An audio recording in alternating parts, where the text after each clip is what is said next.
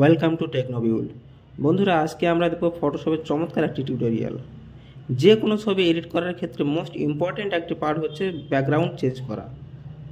তো একটি ছবির ব্যাকগ্রাউন্ড চেঞ্জ করার অনেকগুলি পদ্ধতি রয়েছে, তার মধ্যে থেকে আজকে আমরা ব্যাকগ্রাউন্ড চেঞ্জ করার একদম সহজ একটি পদ্ধতি দেখব। আশা করছি পুরো ভিডিওটি আপনারা আমার সঙ্গে থাকবেন। তো বন্ধুরা, চলুন দেরি না করে শুরু করা যাক।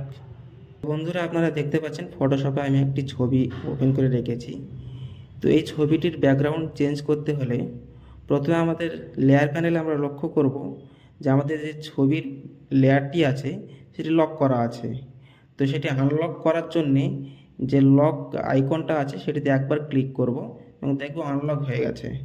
তারপর আমরা টুলবার থেকে অবজেক্ট সিলেকশন টুলটি ক্লিক করব এবং তারপর সিলেক্ট সাবজেক্টে ক্লিক করব।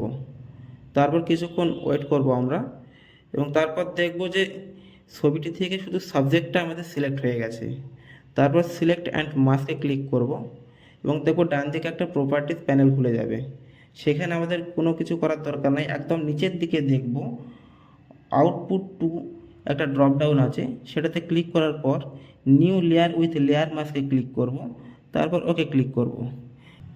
এবার দেখব আমাদের ছবিটির যে ব্যাকগ্রাউন্ড ছিল সেটি রিমুভ হয়ে গেছে। তারপর আমরা ব্যাকগ্রাউন্ডে যে ছবিটি রাখতে চাই সেটিকে ফোল্ডার থেকে ড্র্যাগ করে ফটোশপে নিয়ে আসব এবং এবং সেটিকে কর্নার থেকে ধরে আমরা সাইজ মতো বসিয়ে নেব ছবিটিকে।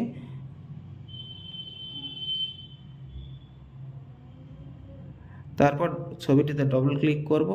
ডবল ক্লিক করার পর আবার লেয়ার প্যানেলে চলে আসব। আমাদের যে ব্যাকগ্রাউন্ড লেয়ারটি ছিল সেটি আগের লেয়ারটির নিচে নিয়ে চলে আসব।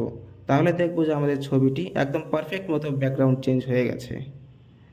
আশা করি আপনারা ভিডিওটা সবাই বুঝতে পেরেছেন। ভিডিওটি যদি ভালো লাগে চ্যানেলটি অবশ্যই সাবস্ক্রাইব করবেন। ধন্যবাদ।